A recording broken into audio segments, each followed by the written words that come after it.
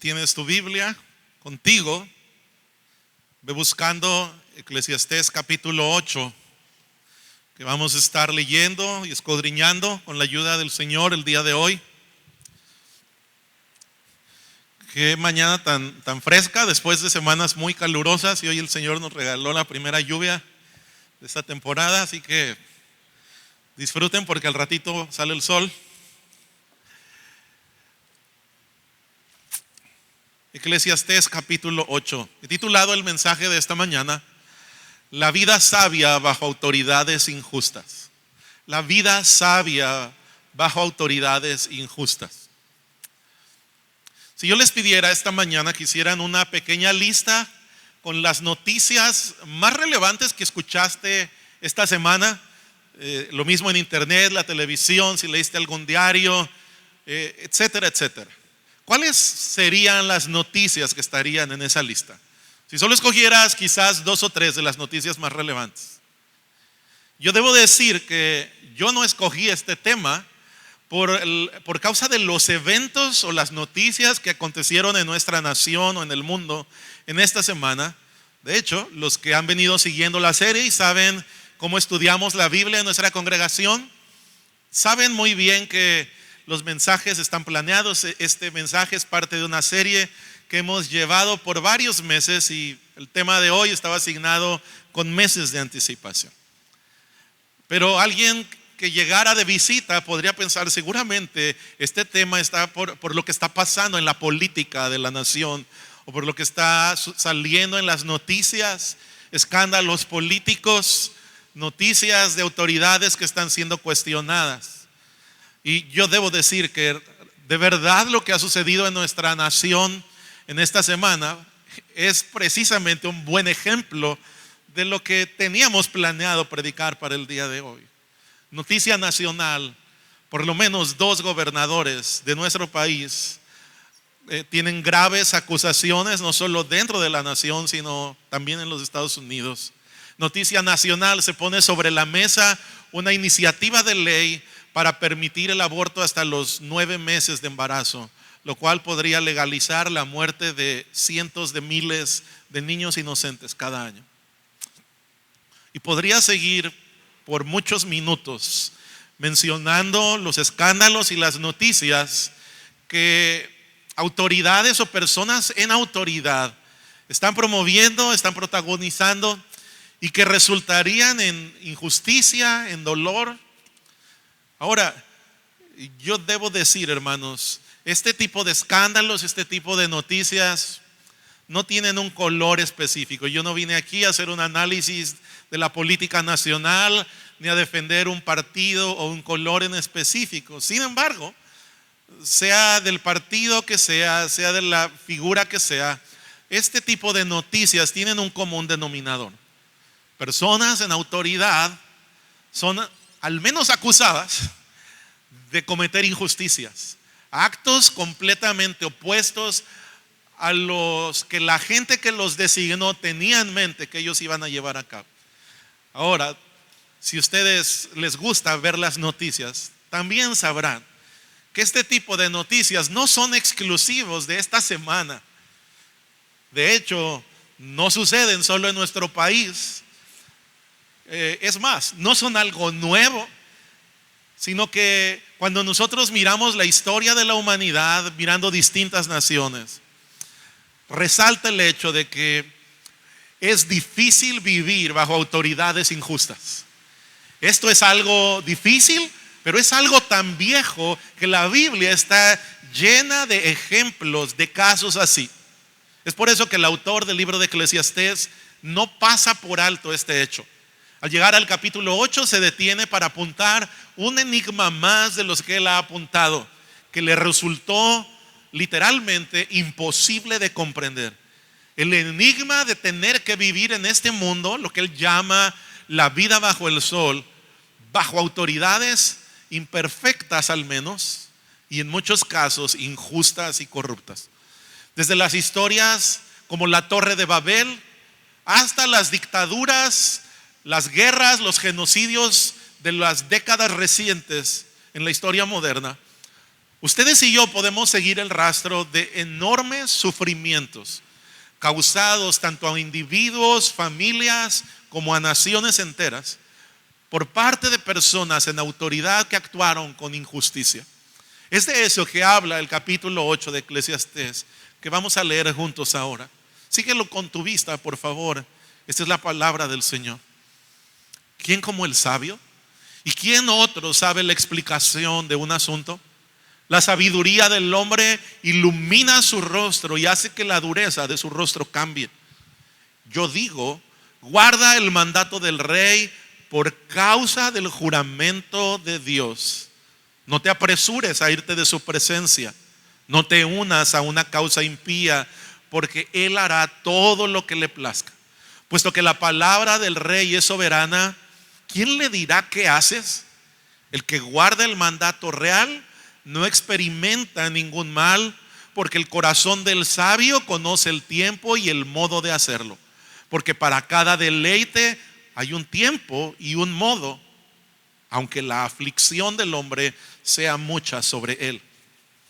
Si nadie sabe qué sucederá, ¿quién le anunciará cómo ha de suceder? No hay hombre que tenga potestad para refrenar el viento con el viento, ni potestad sobre el día de la muerte. No se da licencia en tiempo de guerra, ni la impiedad salvará a los que la practican. Todo esto he visto, y he puesto mi corazón en toda obra que se hace bajo el sol, cuando el hombre domina a otro hombre para su mal. Verso 10. También he visto a los impíos ser sepultados, los que entraban y salían del lugar santo y que fueron pronto olvidados en la ciudad en que así habían actuado. También esto es vanidad, porque la sentencia contra una mala obra no se ejecuta enseguida. El corazón de los hijos de los hombres está en ellos entregado enteramente a hacer el mal. Aunque el pecador haga el mal 100 veces y alargue su vida, con todo yo sé que les irá bien a los que temen a Dios, a los que temen ante su presencia. Pero no le irá bien al impío, ni alargará sus días como una sombra, porque no teme ante la presencia de Dios.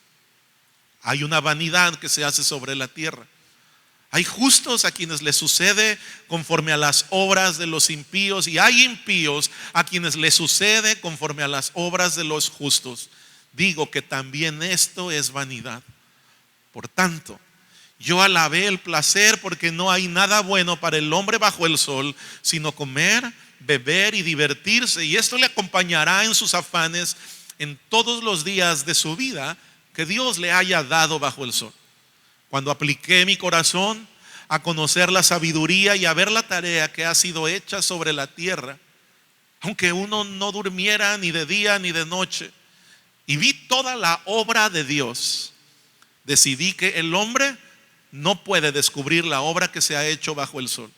Aunque el hombre busque con afán, no la descubrirá, y aunque el sabio diga que la conoce, no puede descubrirla. Señor, damos gracias porque nos permites acercarnos a tu palabra con humildad en nuestro corazón, sabiendo que no solamente no podemos entender tu palabra sin tu ayuda, sino que tampoco, tal como acabamos de leer, no podemos entender la vida sin tu ayuda, Señor. Necesitamos no de nuestra sabiduría, sino de tu sabiduría. Y una vez teniendo tu sabiduría, necesitamos el temor del Señor, que nos permite amarte con un temor reverente, acercarnos a ti y disfrutar, pero con ese gozo reverente de quien sabe que la mirada de Dios está sobre nosotros. Señor, que al estar escuchando el mensaje esta mañana, comenzando por mí y siguiendo con cada uno de mis hermanos, podamos tener esta conciencia de que la mirada del Dios creador, el todopoderoso, está sobre nosotros ahora mismo. Que su voz no son palabras antiguas registradas en un libro religioso, sino son palabras vivas que de las páginas hablan a nuestro corazón, revelándonos cuál es nuestra necesidad de ti, cómo son los peligros que enfrentamos y cuál es la puerta que Cristo ha abierto para reconciliarnos con el Padre y permitirnos vivir la vida que tú has diseñado para nosotros. Que hoy tu Espíritu Santo pueda hablar a cada corazón en su respectiva necesidad y pueda llamarnos a todos, Señor, a vivir con sabiduría y esperanza en este mundo donde abunda la injusticia. Lo rogamos en el nombre de Jesús. Amén. Amén. Si estás tomando notas, vamos a ver 3 encabezados en este mensaje, comenzando por el primero, que es el conflicto de vivir bajo autoridad. Algo que espero detectaste a lo largo de la lectura. Es conflictivo vivir bajo autoridades injustas en este mundo. Número 2, vamos a ver las ventajas y limitaciones de la sabiduría. Las ventajas y limitaciones de la sabiduría al vivir bajo autoridad. Y finalmente veremos la gracia que Cristo nos provee para vivir sabiamente bajo autoridad. La gracia que Cristo nos provee para vivir bajo autoridad. Yo espero que a lo largo de estas 3 secciones tú puedas comprobar la siguiente verdad, y es que Cristo es nuestra sabiduría y esperanza para vivir bajo autoridades injustas.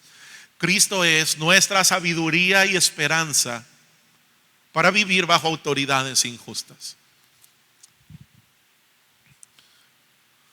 Veamos entonces, en primer lugar, este conflicto del que nos habla el predicador que escribió el libro de Eclesiastés. Un conflicto que no es sencillo y que todos nosotros conocemos. Se encuentra principalmente en los primeros versos. El predicador, fiel a su estilo, nos enfrenta en este capítulo con una realidad cruda, difícil de aceptar, y es que la vida en este mundo requiere que toda la humanidad viva bajo algún tipo de autoridad, pero la realidad es que estas autoridades son imperfectas y en muchos casos injustas. Y eso implicará severas tensiones, severas dificultades para todos los hombres, pero particularmente para los que quieren vivir agradando al Señor. Déjame repetirlo, la vida en este mundo es injusta. La vida en este mundo requiere que vivamos bajo autoridades imperfectas e injustas, y eso implicará severas tensiones y dificultades. Por una parte, se nos dice que la vida debajo del sol requiere que obedezcamos el mandato del rey. Pero por otro lado nos dice el verso 9 que estas autoridades con frecuencia ejercen la autoridad de manera parcial, de manera arbitraria. Como si eso no fuera ya lo suficientemente difícil, el predicador añade un elemento más. Verso 2. Nuestra obediencia y reconocimiento hacia las autoridades no está limitado a las ocasiones en que ellos hagan lo bueno. No es obedecerlas solamente cuando ellos tienen la razón, cuando nuestra opinión sobre su desempeño es favorable. No, debemos obedecer a nuestras autoridades, dice el verso 2. Debemos conducirnos con prudencia ante ellas, no por causa de ellos, sino por causa de nuestra lealtad a Dios. Dice ahí, por causa del juramento de Dios o ante Dios. El día de hoy, mis hermanos, la forma de gobierno bajo la cual vivimos, evidentemente no es una monarquía, así que no estamos relacionados con estos juramentos que se hacían cuando se coronaba a un rey. Pero ustedes pueden ir a 1 de Samuel capítulo 7, puedes leerlo en casa. La gente pidió a Dios un rey. Dios dijo: me están desechando a mí como rey para poner un rey humano. No obstante, les voy a dar su rey. Y entonces, el día en que el rey era instalado, coronado, ungido, las personas tenían que jurar ante Dios que ellos se someterían a esa autoridad. Y evidentemente se esperaba que los reyes, por lo menos en el pueblo de Dios, obedecieran la ley de Dios y buscaran el bien para su pueblo. Por eso es que el pasaje que estamos leyendo dice: obedece el mandato del rey, no por causa del rey, sino por causa de que hay una autoridad más alta ante la cual tú debes conducirte lealmente. Y esto, hermanos, no lo hace más fácil, lo hace más difícil. No solo de hacer, lo hace difícil de comprender al saber lo que la Biblia enseña que deberían ser y deberían hacer las autoridades humanas. Ahora, yo quiero hacer aquí un paréntesis antes de seguir avanzando en el mensaje. Y es que aunque el texto nos habla del rey como la figura máxima de autoridad, yo no quisiera limitar esta enseñanza a que tú estés pensando en el presidente, en el gobernador de nuestro estado, en el presidente municipal, los diputados, los senadores y todas esas personas que la sociedad con frecuencia señala como las más malas, las más injustas, y nos quedemos como mirando desde las gradas señalando a otros, hermanos. No, aunque el pasaje habla de una autoridad civil, una autoridad gubernamental como el rey, los principios y dificultades que enfrentamos y que nos muestra este pasaje en realidad tocan todas las esferas de la vida. Todos vivimos bajo distintas áreas de autoridad, comenzando por nuestra familia. El padre, la madre constituyen una autoridad sobre los hijos, en la escuela, en el trabajo, incluso en la iglesia, en la comunidad. Hay distintos tipos de sociedades, de asociaciones, y por supuesto el gobierno es tan solo una de ellas donde podríamos enfrentar injusticias. Pero dicho esto, ahora ya no estamos apuntando simplemente a otros, sino que en algunas de estas esferas que yo he mencionado, de hecho algunos de ustedes, algunos de nosotros somos autoridad. Así que el pasaje en alguna forma nos está apuntando también a nosotros. Lo que hablaremos el día de hoy respecto a las autoridades injustas e imperfectas y cómo debemos vivir los cristianos aplica para todas estas áreas y aplica también para aquellos de ustedes que están en autoridad. Dicho esto, hermanos, yo no estoy diciendo, y la Biblia no dice, que todas las autoridades son malvadas, pero sí la Biblia dice, y lo afirmamos por ello, que todas las autoridades, absolutamente todas, son imperfectas. Eso me incluye a mí como pastor, como papá, como esposo, como maestro en distintas áreas. Yo soy una autoridad imperfecta. Ahora, aquellos de ustedes que están en alguna posición de autoridad, medita en ello. Tú mismo eres imperfecto. ¿Qué es lo que la Biblia nos dice acerca de las autoridades? ¿Y por qué te decía que considerar lo que Dios dice lo hace más difícil? Bueno, la Biblia nos dice, y puedes leerlo en casa, en Romanos capítulo 13, versos 1 al 4, nos dice que toda autoridad es puesta por Dios. Nos dice que toda autoridad humana legítima no ostenta una autoridad propia que le pertenece, sino que toda autoridad humana legítima de hecho representa a Dios. Ejerce autoridad con una autoridad que el Señor del universo le ha otorgado temporalmente. La Biblia nos enseña que eventualmente Dios usa a todas las autoridades para sus propósitos. Así que toda autoridad es puesta por Dios, toda autoridad representa a Dios. Y aunque esas autoridades son imperfectas, cometemos errores, en algún momento Dios las usará para sus propósitos. Escucha bien, aunque nosotros no lo entendamos y no lo aceptemos. Fue Dios quien puso a un rey como Saúl en el pasaje de Samuel que acabo de mencionarte. Un hombre que era creyente fue puesto y ungido por Dios, aunque finalmente ese creyente se corrompió e hizo cosas terribles. Increíble. Fue Dios quien puso a un rey como Ciro, un hombre pagano, un rey de una nación pagana e idólatra, pero un rey que finalmente reconoció al Señor e hizo su obra. Por eso te decía, aunque nosotros esto nos resulte tan difícil de entender, toda autoridad humana ha sido puesta por Dios. Y como tal, nos dice Romanos que estas autoridades son puestas y se espera algo de ellas. Dios las puso para castigar la maldad y dar seguridad y protección a los que hacen el bien.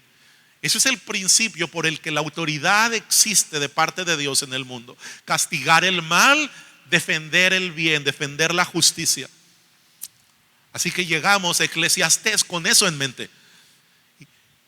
Y eso no nos ha resuelto mucho las tensiones que el predicador nos dice. Una cosa es saber que hay personas malas. Otra es saber que algunas de esas personas están en puestos de autoridad. Una cosa es saber que hay autoridades injustas. Otra es saber que debemos obedecerlas a pesar de que son así. Una cosa es saber que estas ironías suceden en un mundo imperfecto. Otra es saber que no solo ocurren, sino que ocurren bajo la autoridad y propósito de Dios.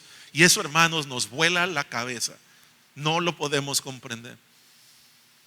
Así que muy posiblemente, al igual que el predicador, has hecho estas observaciones y has entrado en conflicto y te has hecho preguntas como las siguientes. ¿Por qué debemos obedecer a autoridades injustas? ¿Por qué Dios nos promete justicia como lo hace el verso 12 y el verso 13? Cuando nuestra realidad inmediata está desbordada de impunidad, cuando no parece haber recompensa para la maldad, como nos dicen los versos 11 y verso 14. ¿Cómo podemos aceptar que Dios tiene el control, como nos dice el verso 15, cuando ocurren injusticias que jamás vamos a poder comprender, como nos dice el predicador en el verso 17? La conclusión del autor en este libro, como sucede en la poesía hebrea, no está al final todas las ocasiones, a veces está en medio. Y la conclusión del autor en este caso se oye en los versos 10 y 14. Y es la siguiente, podríamos resumirla de la siguiente manera. Si la vida se trata de sentirnos satisfechos con lo que sucede a las personas íntegras y a las personas malvadas en este mundo, si la vida se trata de comprender cabalmente la justicia y cómo Dios la ejerce sobre justos e injustos, dice el predicador, si tratas de comprenderlo, todo será vanidad. Será un enigma, será algo tan pasajero que crees que lo comprendes y de pronto habrá una situación incomprensible, será como vapor para ti. Esta palabra vanidad que el autor usa de manera indistinta para resumir lo enigmático, lo desolador que resulta la vida humana cuando tratamos de enfrentarla según nuestra sabiduría, según nuestras expectativas y no según el temor, la sabiduría de Dios. Este es el conflicto que vio el predicador y que ustedes y yo enfrentamos todos los días. Pero creemos que Dios inspiró este libro no para desalentarnos, no para sumirnos en el pesimismo absoluto, por el contrario. No sé si lo has pensado, pero es consolador, es alentador que Dios mismo inspiró a un hombre como Salomón, que registró sus preguntas, las cosas que no entendía, aún siendo el hombre más sabio del universo, el más rico de su tiempo. Y saber, aún este hombre enfrentaba las mismas preguntas que nosotros tenemos el día de hoy. Y si Dios inspiró a este hombre para registrar sus pensamientos y cuestionamientos, seguramente Dios tiene respuestas. Así que avancemos al segundo punto para comprobar, tal como te dije, que en Cristo tenemos sabiduría y esperanza para vivir bajo autoridades injustas. Así llegamos a la segunda sección del sermón, las ventajas y limitaciones de la sabiduría al vivir bajo autoridades injustas. Si leíste con atención, te habrás dado cuenta que el tema de la sabiduría permea todo el pasaje, está una y otra vez. De hecho, las palabras con que inicia el capítulo 8 son una exaltación inicial del hombre sabio. ¿Quién como el sabio? ¿Quién como él que puede discernir un asunto? Y a lo largo del resto del capítulo encontramos que conducirse con prudencia, con entendimiento, o como lo llama el predicador, con sabiduría, ofrece muy buenas ventajas. Por ejemplo, dice el verso 1 que la sabiduría nos da entendimiento para comprender un asunto. El verso 5 nos dice que la sabiduría ayuda al sabio para hallar el tiempo y la manera apropiados para hacer las cosas y al final obtener deleite. El sabio halla una manera de hacer las cosas. El verso 12 nos dice que la sabiduría nos permite entender que es mejor temer a Dios que conducirnos como agentes libres haciendo lo malo en este mundo. Cada una de estas cosas que yo he mencionado son provechosas. No necesitas anotarlas todas. Pero con todo y que estas cosas son beneficios, son ventajas que tenemos al conducirnos con sabiduría, la realidad es que si somos sinceros, estas ventajas no resuelven las preguntas que nos hacemos. Las preguntas que de hecho el predicador puso sobre la mesa. De hecho, él no ha hablado de la sabiduría para dar respuestas fáciles, respuestas simplistas a los problemas que representa vivir bajo autoridades opresivas que se equivocan, que a veces cometen injusticias. Al contrario, al hablar de la sabiduría, él reconoce, aunque la sabiduría es buena, tiene muchas limitaciones. Y de hecho, quiero que compruebes que la lista de limitaciones es todavía mayor que la de las ventajas. El verso 3 nos dice que aunque seamos sabios, la autoridad tiene el poder para hacer lo que le plazca. Dice, comienza diciendo, ¿quién como el sabio? Él halla la manera de hacer las cosas, acto seguido, pero el rey tiene la potestad de hacer lo que le viene en gana. En otras palabras, nuestra sabiduría no tiene el poder para inclinar la voluntad de los reyes. Y hermanos, posiblemente no hay nada más frustrante que saber que una autoridad está yendo por el camino equivocado y no poder detenerlo, no poder cambiar esa dirección. Yo no sé cuántos de aquí se acuerdan haber visto a sus padres cometer una burrada, una tontería, ¿verdad? Y tú sabías que el papá se estaba equivocando. Me ha pasado a mí como papá un montón de veces. He contado aquí algunas historias así. Y el hijo callado, ¿verdad? Por respeto al papá. Y aunque sea un hijo que honra a sus padres, que respeta a sus padres por dentro, pues hay frustración, hay enojo, hay tristeza quizás. El verso 6 nos dice una siguiente limitación: la sabiduría no nos exenta de pasar aflicciones. Dice, para cada cosa para cada deleite hay un tiempo y un modo. Pero aunque hay tiempo y modo, de todas maneras las aflicciones no se evitan. Verso 7, aunque el sabio puede hallar el tiempo, la manera de tratar un asunto, el verso 7 nos dice, el sabio no puede saber el futuro.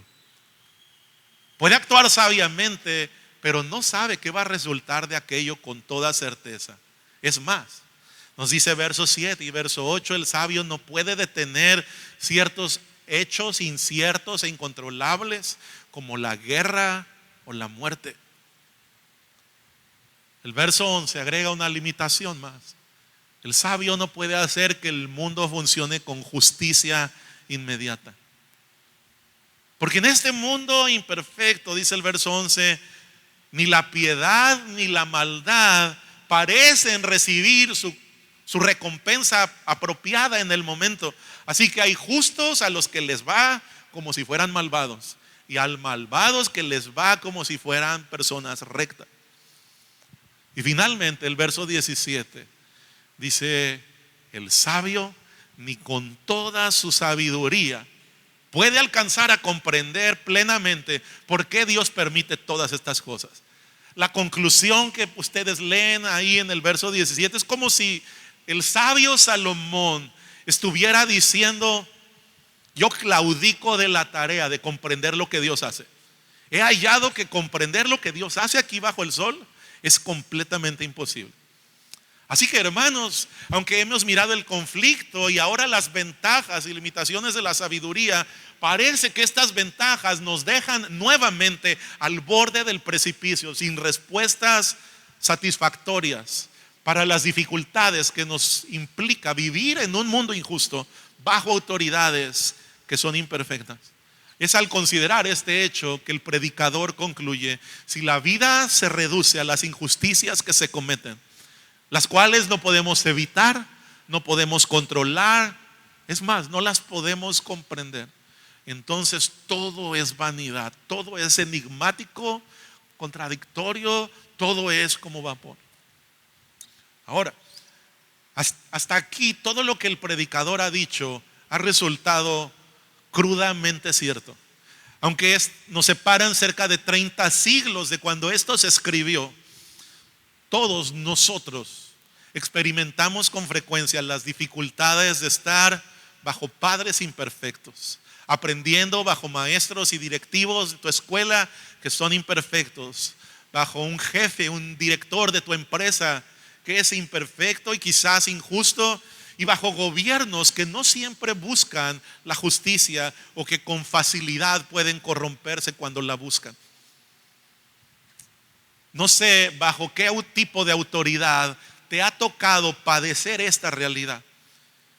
Quizás te tocó sufrirlo bajo un papá o una mamá que son amorosos o fueron amorosos. No te cabe duda que te amaban, pero eran imperfectos. Un maestro, un jefe abusivo que parecía disfrutar de humillar a todos para sentirse importante, sentirse grande. O quizás algunos de ustedes acudieron ante una autoridad de gobierno para buscar ayuda y recibiste oídos sordos, o para pedir justicia y recibiste impunidad.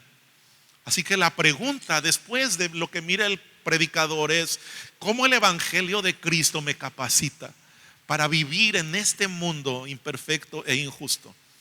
Si el predicador mismo nos dice que debemos obedecer a estas autoridades, que debemos temer al Señor, y además nos dice irónicamente que debemos disfrutar la vida y hallar gozo a pesar de la injusticia, la pregunta es: ¿cómo es eso posible para los cristianos? Porque nuestras fuerzas parece humanamente imposible. Y allí es donde llegamos al tercer encabezado. Allí es donde entra la gracia que Cristo nos provee para vivir bajo autoridad. Familia, si ustedes y yo queremos vivir sabiamente, aún teniendo y viviendo bajo autoridades imperfectas e injustas, si queremos crecer en este temor del Señor al que la Biblia nos llama a vivir, y si aún así, si todavía aspiramos a hallar alguna especie de gozo en este mundo a pesar de la injusticia, escuchen bien, la respuesta no se halla en nuestra sabiduría, ya lo vimos, es muy limitada.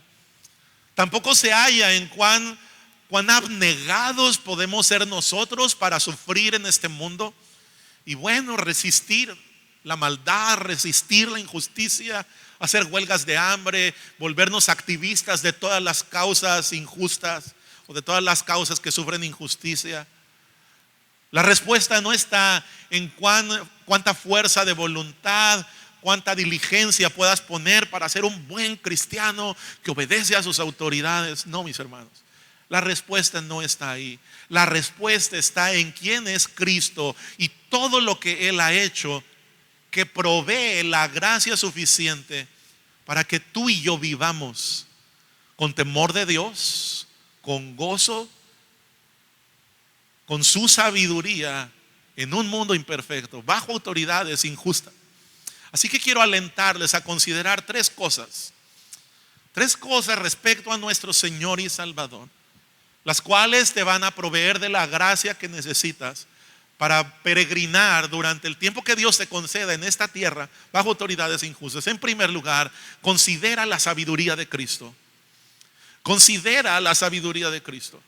Sin lugar a dudas, Jesús es nuestro ejemplo de cómo vivir sabiamente bajo autoridades injustas. ¿Recuerdas cómo le enseñó a los discípulos a pagar impuestos cuando les vinieron a hacer una pregunta tramposa para intentar que Jesús dijera algo en contra de las autoridades romanas?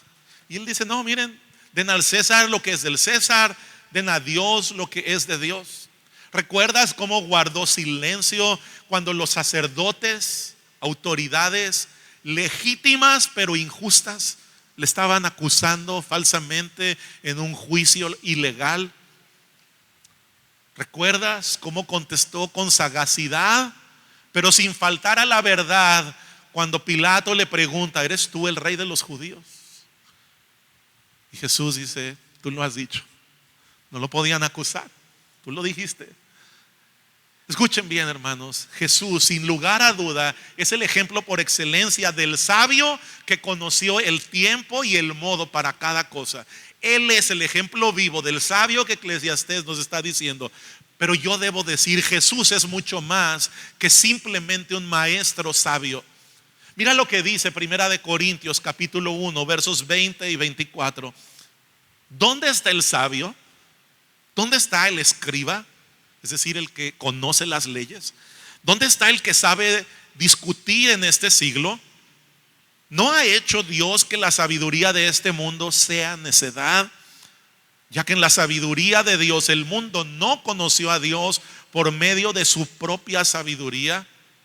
Agradó a Dios mediante la necedad de la predicación salvar a los que creen, porque en verdad los judíos piden señales, los griegos buscan sabiduría, pero nosotros predicamos a Cristo crucificado, piedra de tropiezo para los judíos y necedad para los gentiles. Sin embargo, para los llamados, tanto judíos como griegos, Cristo es poder de Dios y sabiduría de Dios.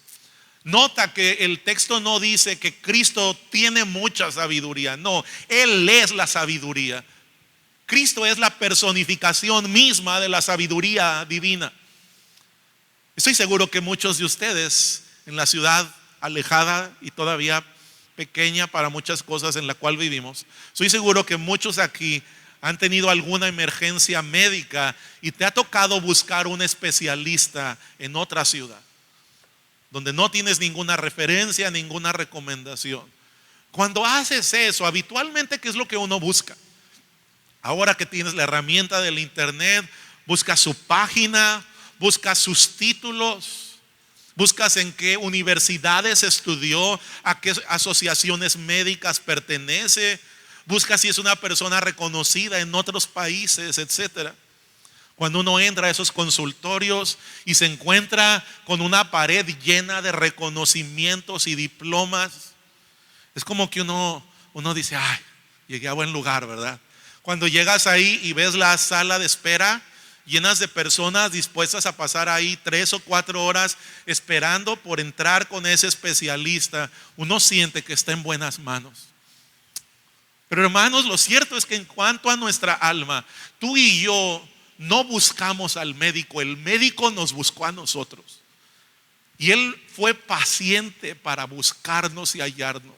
Quizás siga buscando algunos de los que están sentados esta mañana escuchando. Y no se trata de cualquier médico. Este es el médico de médicos.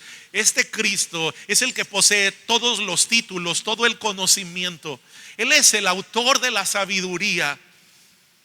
Este Cristo del cual la Biblia abunda en sus títulos, el inmortal, el eterno, el invisible, el único y sabio Dios, por quien todo el universo fue constituido y es sostenido hasta este momento, al que Dios concedió la redención de los hombres y a quien concedió el juicio final de toda la humanidad. Yo te pregunto, cuando miras la pared de sus diplomas, ¿no es este Cristo digno de tu confianza? Cuando las circunstancias son injustas, cuando las autoridades sobre nosotros fallan, ¿acaso no sigue siendo este médico de tu alma digno de tu confianza y la mía? Nosotros no vamos al médico tratando de entender lo que el médico entiende. Por eso Él es el que está del otro lado del escritorio. Nosotros no nos ponemos en la cama de un quirófano tratando de comprender todo lo que el especialista sabe para poder abrir nuestro cuerpo y operarnos. Pero hermanos, somos demasiado exigentes tratando de comprender lo que Dios hace cuando Él está tratando con nosotros. Tu sabiduría y la mía son limitadas. La sabiduría de este mundo se ha corrompido, pero la sabiduría de Dios sigue intacta y completamente disponible para nosotros. Confíen en la sabiduría de Dios en Cristo y hallarán esperanza para vivir bajo autoridades injustas. Así que considera la sabiduría de Cristo. En segundo lugar, considera el poder de Cristo. Considera el poder de Cristo. Yo estoy seguro que no soy el único que ha tenido pensamientos de que la justicia está tardando demasiado y la impunidad prevaleciendo más de la cuenta. Pero cuando eso venga a tu mente como viene a la mía, considera y recuerda el enorme y soberano poder de Jesucristo. Él murió en una cruz, pero resucitó, demostrando su poder sobre la muerte. No lo vemos ahora, pero sus oraciones poderosas junto al trono del Padre son las que te mantienen de pie en la fe hasta este día. Es verdad que, como el predicador nos ha dicho, a veces nos preguntamos por qué el castigo para la maldad no se ejecuta enseguida. De hecho, dice la Biblia que es cuando la gente piensa en esas cosas que se abandona a hacer el mal. Cuando la gente dice, ay, pues a los malos les va bien, pues vamos nosotros también a hacer lo mismo. De manera que no permitas ese pensamiento. No te permitas preguntas como, ¿por qué si Dios ve el dolor, el sufrimiento, por qué no recompensa de manera más pronta a los justos y da el castigo merecido a los malvados? Hermanos, aunque es inevitable, no te detengas mucho en esos pensamientos. Ante ellos yo debo animarles a ustedes y a mi propia alma a considerar el enorme poder de Cristo y temerle con ese amor reverente del que la Biblia nos habla. Es el temor de Dios en nuestros corazones al considerar el poder de este Cristo lo que nos va a ayudar a no temer autoridades injustas. Por más autoridad, por más injusticia que puedan ejercer, porque nosotros sabemos que hay alguien por encima de ellos a quien nosotros debemos lealtad. Ya hemos hablado de la sabiduría de Cristo, de manera que confiamos, espero haya sido convencido de confiar en que aun si la justicia tarda, Cristo tendrá motivos sabios que yo no entiendo para hacer que la justicia tarde. Pero ahora, después de confiar en su sabiduría, tú y yo debemos confiar también en su poder y temerle. Que Él no ejecute su juicio cuando yo esperaría, no significa que Cristo no va a juzgar la maldad o que Él no va a consolar a su pueblo oportunamente. No, mis hermanos, escuchen bien, por favor. No hay rey, no hay presidente, no hay dictador que escapará del juicio del Rey de Reyes, Jesucristo. No lo hay. Escuchen bien, no hay juicio injusto que pasará desapercibido del Señor. No hay abuso que quedará impune. No habrá corrupción que pueda ser maquillada en el día final. Nadie podrá esconderse detrás del fuero, detrás de un cargo. Nadie podrá argumentar inocencia. Nadie podrá justificarse detrás de sus buenas intenciones. Nadie. Y escuchen bien, no miren demasiado lejos. No piensen ahora en el presidente, en los diputados, en la gente, en autoridades de gobierno, porque el juicio pasará también por cada uno de nosotros. No habrá esposo, ni padres, ni ser humano que se quede sin rendir cuentas delante de Dios. No importa si la autoridad que tú ejerces se limita a 2 o 3 personas o hay personas que ejerzan autoridades sobre cientos, miles o millones de personas. Cada ser humano, cada autoridad, pequeña o grande, un día será juzgada por este Cristo. Por tanto, temamos al Señor y juez por el cual seremos juzgados. Alguien piensa, bueno, pero yo creo que Jesús es más bien un Dios muy amoroso, muy compasivo. Como que no me gusta mucho esta idea de Cristo y de Dios como un juez.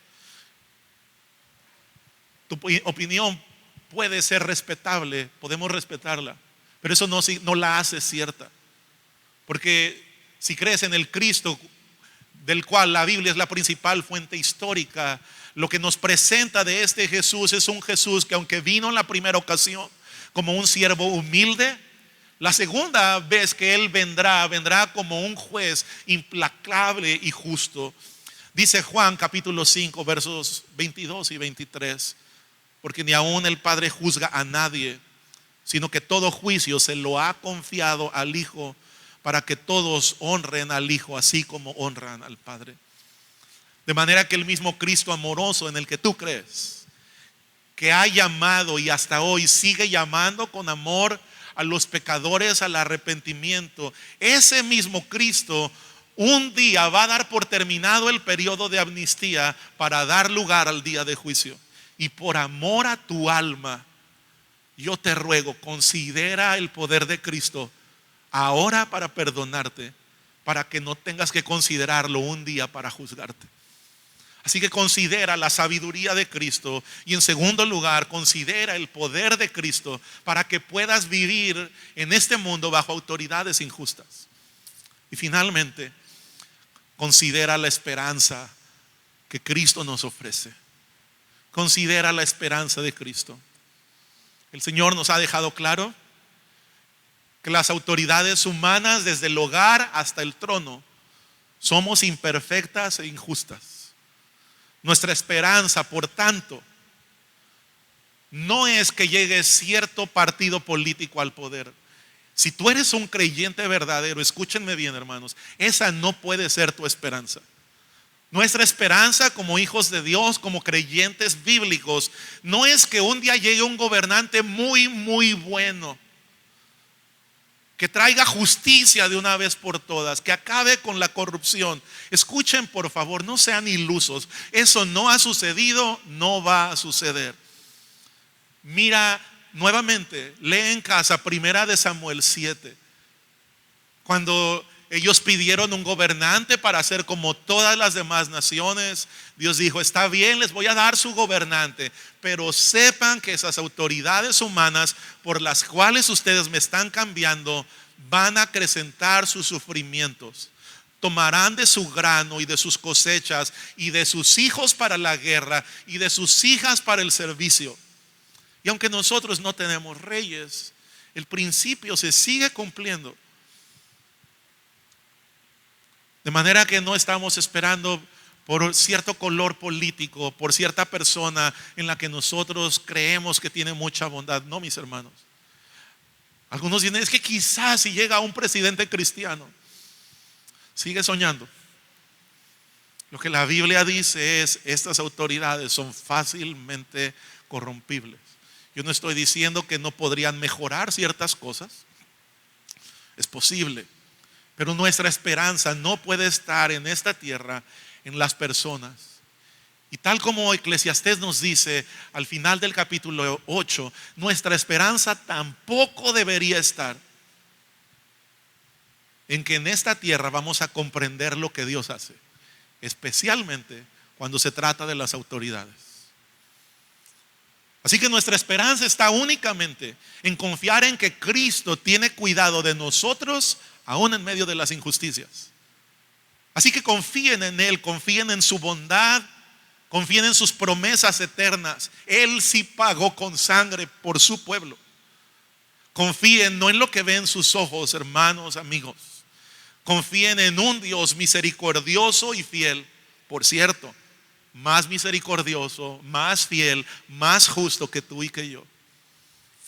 El mundo y sus autoridades imperfectas e injustas pueden ser usados por Dios, como hemos dicho, sí, pero con frecuencia también serán usados por Satanás para tratar de desvanecer tu esperanza en Cristo, para que mires la injusticia humana. ¿Y sabes qué hacemos en esos momentos? Atribuimos injusticia a Dios. Miramos la injusticia alrededor y luego decimos: es que si Dios viera, es que si Dios mirara estas injusticias, Él haría justicia. Permíteme contar una historia de cómo reaccionan los creyentes verdaderos ante la injusticia. La historia registra la historia de un hombre llamado Policarpo de Esmirna. Este hombre es conocido como uno de los padres de la iglesia. Muy posiblemente fue discipulado por el apóstol Juan. Y luego, cuando los apóstoles murieron, este y otros hombres tomaron la estafeta de la predicación y la evangelización del mundo bajo el imperio romano. Un mundo muy injusto, por cierto. Policarpo murió aproximadamente en el año 155-156 de nuestra era. Su delito fue negarse a quemar incienso como adoración al emperador romano. El procónsul, a cargo de su ejecución, le advirtió: vas a ser quemado en la hoguera, vivo, pero te doy la oportunidad de librarte de la hoguera, de librarte de ser quemado, si maldices a tu Cristo y ofreces el incienso que te dijimos para el emperador. A estas cosas Policarpo dio la siguiente respuesta: llevo 86 años sirviendo a mi Cristo y ningún mal me ha hecho. ¿Cómo voy a maldecir a mi Rey y Salvador? Me amenazas con un fuego que arde durante un tiempo y pronto se va a apagar, pero ignoras el fuego de juicio venidero y el castigo eterno preparado para los impíos. Así que ¿por qué te retrasas a encender la hoguera? Ven y hazme lo que quieras. Ya cuando estaba colocado en medio de la pira, las ramas, y justo antes de que encendieran la llama, Policarpo levantó su mirada al Señor y oró. Una oración que fue oída, tanto que se ha registrado.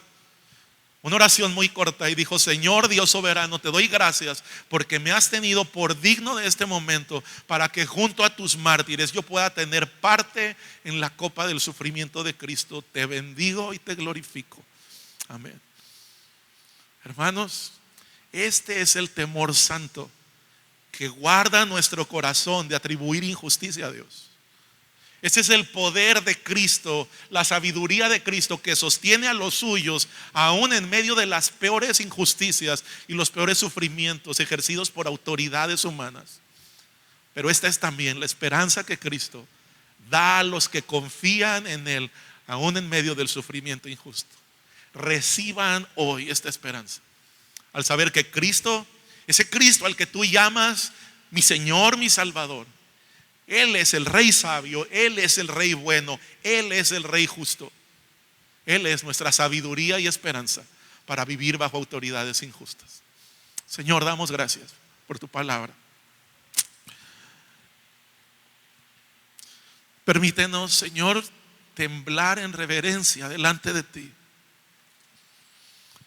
para no temblar, Señor, delante de los hombres. Y por el contrario, con tu sabiduría y por causa de ti, vivir sabiamente en un mundo injusto.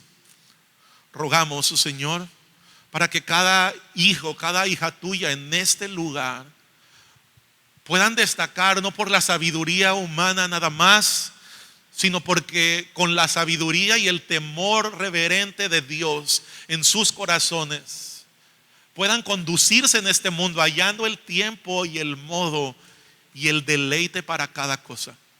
Señor, que no seamos fácilmente abrumados por la injusticia, el dolor de este mundo, que son reales, que están ocurriendo a nuestro alrededor e incluso sobre muchos de nosotros, quizás ahora mismo. Pero por encima de eso, Señor, por encima de la injusticia, por encima del dolor, por encima de la incomprensión, podamos ser sorprendidos, admirados de la sabiduría, del poder y de la esperanza que hay en nuestro Cristo. Gracias por habernos salvado, Señor. Porque aunque miramos la injusticia en otros, la realidad es que nosotros no éramos distintos. Y aunque hoy quizás con facilidad pedimos justicia, Señor, para otros y para este mundo, se nos olvida que si tú hubieras hecho justicia de manera inmediata, nosotros no habríamos sido salvados. Aquel día no te pedimos justicia, te pedimos misericordia. Y te rogamos, Señor, que no se nos olvide, para que al mirar el dolor, la injusticia, la maldad en este mundo, no pidamos tan fácilmente el castigo, sino la misericordia. Y de hecho podamos ser instrumentos de tu gracia para llevar este perdón, esta salvación, esta sabiduría de este Salvador que nos alcanzó a nosotros, a todos aquellos que lo necesitan, así al mendigo como al magistrado, así al pobre como al rico, al que no tiene estudios como al que es muy preparado. Señor, usa esta iglesia, usa a cada uno de mis hermanos para que tu sabiduría y tu evangelio puedan llegar a los que todavía no te conocen y no tienen esta esperanza. Lo rogamos en el dulce y precioso nombre de nuestro Señor y Salvador Jesucristo. Amén.